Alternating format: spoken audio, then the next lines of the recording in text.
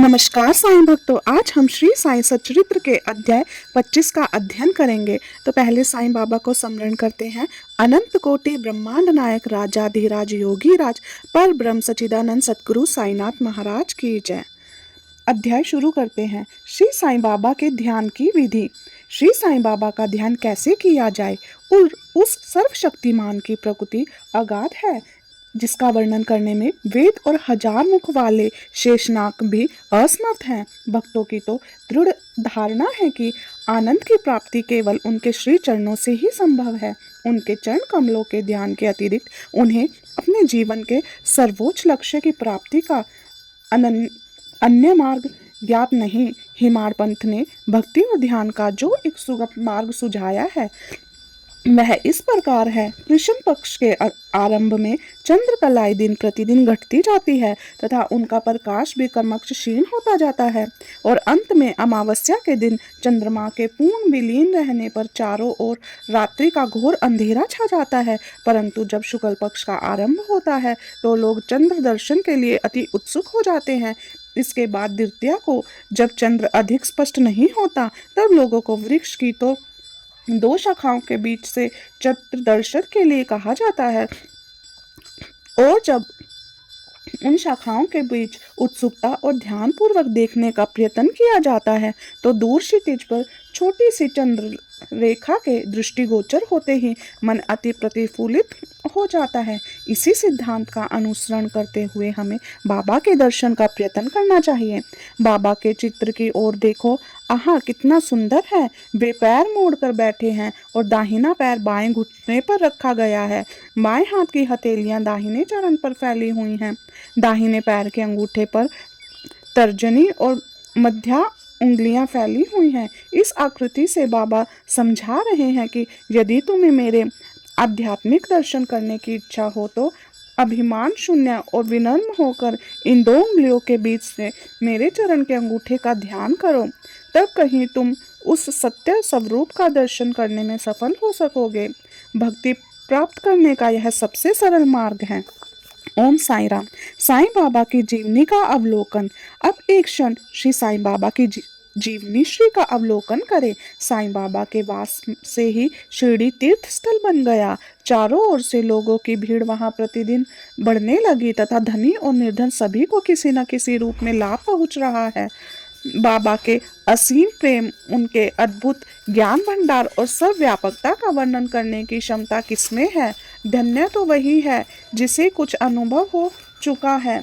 कभी कभी वे भ्रम में निमग्न रहने के कारण दीर्घ मौन धारण कर लिया करते थे। कभी दृष्टांत देखते, कभी हास्य विनोद किया करते थे, कभी सरल चित रखते तो कभी क्रुद्ध भी हो जाया करते थे। भक्तों को उनके मुखमंडल के अवलोकन, वार्तालाप करने और लीलाएं सुनने की इच्छा सदा अतृप्ति ही बनी रहती। फिर भी हम फूले न समाते थे। जल वृष्टि के कणों की गणना की जा सकती है, वायु को भी चमेड़े की थैली में भरा जा सकता है, परंतु बाबाओं की लीला का कोई भी अंत नहीं पा सकता। अब उन लीलाओं में से एक लीला यहाँ बतलाई जा रही है। भक्तों के संकटों के घटित होने के पूर्व ही बाबा उपयुक्त अवसर पर किस तरह उनकी रक्षा किया करते थे। श्री बाला साहेब मिरीकर, जो सरदार काका साहेब के सुपुत्र तथा कोपर गांव के मामलदार थे, एक बार वे दौरे पर चिल्तली जा रहे थे। तभी मार्ग में वे साईं बाबा के दर्शनार्थ शिरडी पधारे। उन्होंने मस्जिद में जाकर बाबा की चरण वंदना की और सदैव की भांति स्वास्थ्य तथा अन्य विषयों पर चर्चा की। बाबा ने उन्हें चेतावनी देते हुए कहा कि जहां तुम बैठे हो वही द्वारका माई है। जो इसकी गोद में बैठता है यह उसके समस्त दुखों और कठिनाइयों को दूर कर देती है। यह मस्जिद माई परम दयालु है। सरल हृदय भक्तों की तो यह माँ है और संकटों में उनकी रक्षा अवश्य करेगी। जो इसकी गोद में एक बार बैठता है उसके समस्त कष्ट दूर हो जाते हैं। जो इसकी छत्र छाया में विश्राम करता है उसे आनंद और सुख की प्राप्ति होती है। तद उपरांत बाबा ने उन्हें उदी देकर अपना वरहस्त उनके मस्तक पर रख आशीर्वाद दिया। जब श्री बाला साहेब जाने के लिए उठ खड़े हुए तो बाबा बोले कि क्या तुम लंबे बाबा से परिचित हो? और अपनी बाई मुट्ठी बंद कर उसे दाहिने हाथ की कोहनी के पास ले जाकर दाहिने हाथ को सांप के सदृश हिलाकर बोले कि वह अति भयंकर है, परंतु द्वारका माई के लालों का वह कर ही क्या सकता है। यह स्वयं द्वारका माई उसकी रक्षा करने वाली है, तो सर्प की सामर्थ्य ही क्या है। वहां उपस्थित लोग इसका अर्थ तथा मिरीकर को इस प्रकार चेतावनी देने का कारण जानना चाहते थे, परंतु पूछने का साहस किसी में भी नहीं था। बाबा ने श्यामा को बुलाया और बाला साहेब के साथ जाकर चितली यात्रा का आनंद लेने की आज्ञा दी। जब श्यामा ने जाकर बाबा का आदेश बाला साहेब को सुनाए, वे बोले कि मार्ग में असुविधाएं बहुत है, अतः उस आपको व्यर्थ ही कष्ट उठाना उचित नहीं है। बाला साहेब ने जो कुछ कहा वे श्यामा ने बाबा को बताया। बाबा बोले कि अच्छा ठीक है, ना जाओ, सदैव उचित अर्थ ग्रहण कर श्रेष्ठ कार्य ही करना चाहिए। जो कुछ होने वाला है वह तो होकर ही रहेगा। बाला साहेब ने पुनः विचार कर श्यामा को अपने साथ चलने के लिए कहा। तब श्यामा पुनः बाबा की आज्ञा प्राप्त कर बाला साहेब के साथ तांगे में रवाना हो गया। वे 9 बजे चितली पहुंचे और मारुति मंदिर में जाकर ठहरे। ऑफिस के कर्मचारीगण अभी नहीं आए थे, इस कारण में यहाँ वहाँ की चर्चाएं करने लगे।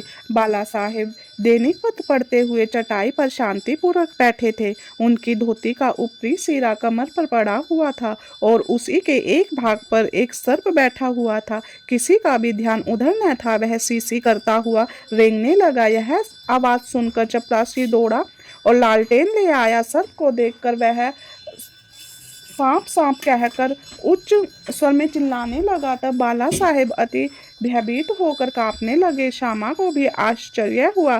तब वे तथा अन्य व्यक्ति जहां से धीरे से ठहरे और अपने हाथ में लाठियां ले ली। सर्प धीरे धीरे कमर से नीचे उतर आया। तब लोगों ने उसका तत्काल ही प्राणात कर दिया। जिस संकट की बाबा ने भविष्यवाणी की थी वह टल गया और साईं चरणों में बाला साहेब का प्रेम दृढ़ हो गया। जय साईं राम।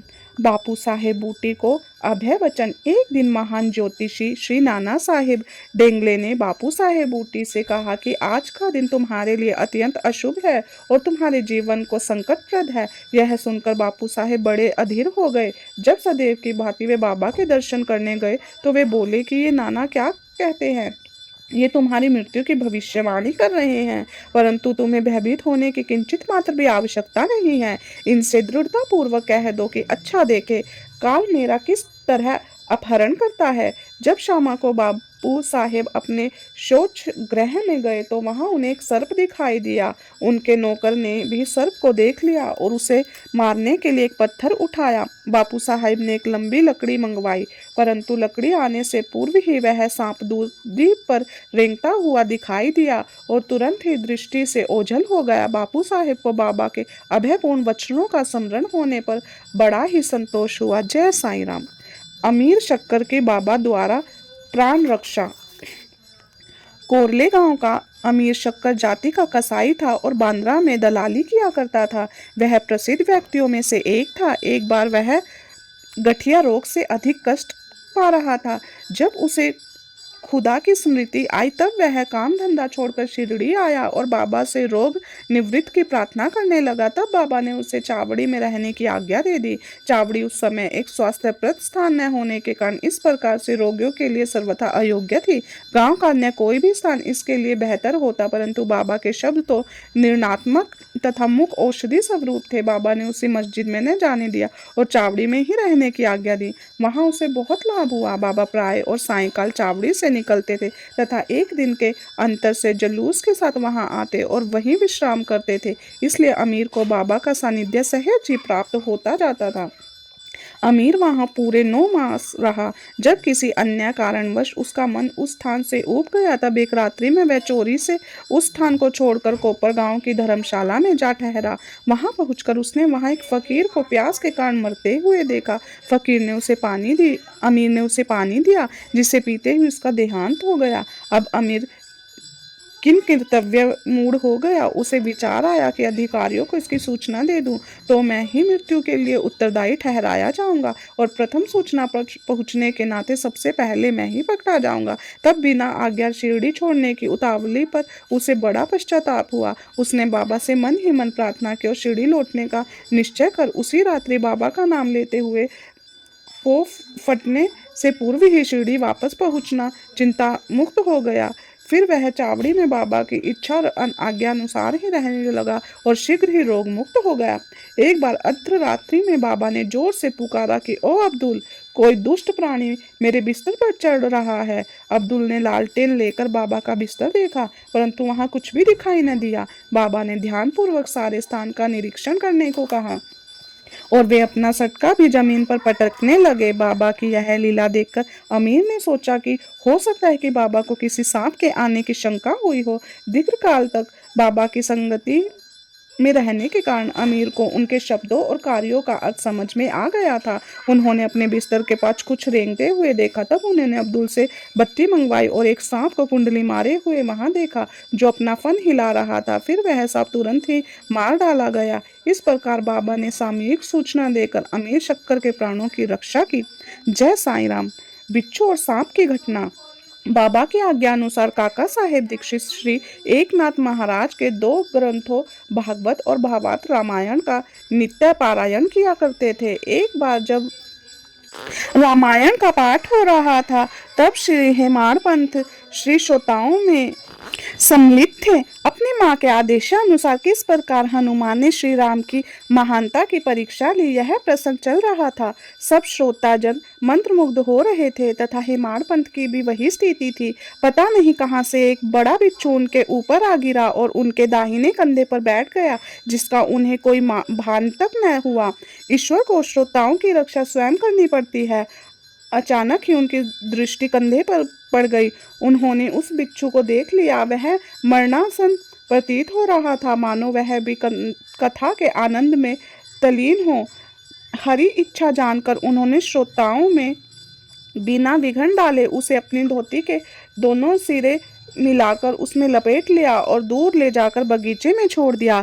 एक अन्य अवसर पर संध्या समय काका साहेब वाड़े के ऊपरी खंड में बैठे हुए थे। तभी एक सांप खिड़की की चौखट से एक छिद्र में से भीतर घुस गया और कुंडली मारकर बैठ गया। बत्ती लाने पर पहले तो वह थोड़ा चमका, फिर वही चुपचाप बैठा रहा और अपना फन हिलाने लगा।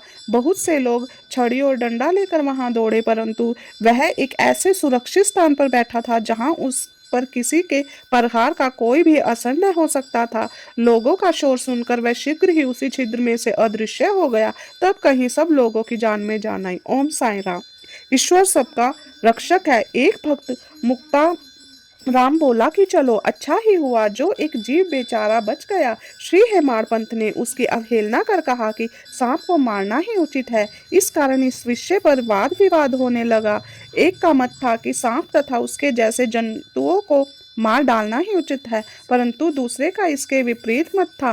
रात्रि अधिक होने का कारण किसी निष्कर्ष पर पहुंचे बिना ही उन्हें विवाद स्थगित करना पड़ा। अगले दिन यह प्रश्न बाबा के समक्ष रखा गया। तब बाबा निर्णात्मक वचन में बोले कि सब जीवों में और समस्त प्राणियों में ईश्वर का निवास है। चाहे वह सांप हो या बिच्छू, वे ही इस विश्व के नियंत्रण करता है और वे सब प्राणी सांप, बिच्छू इत्यादि उनकी आज्ञा का ही पालन किया करते हैं। उनकी इच्छा के बिना कोई भी दूसरे को हानि नहीं पहुंचा सकता। समस्त विश्व उनके अधीन है, स्वतंत्र होते हुए भी नहीं है। इसलिए हमें सब प्राणियों के प्रति दया और स्नेह रखना चाहिए। वैमनस्य या संहार करना छोड़कर शांत चित्त से जीवन व्यतीत करना चाहिए। ईश्वर सबका रक्षक है, सबका मालिक एक। जय साईं राम। ओम साईं राम। आज सप्ताह का तीसरा विश्राम अर्थात साप्ताहिक पारायण समाप्त हुआ। ओम साईं राम।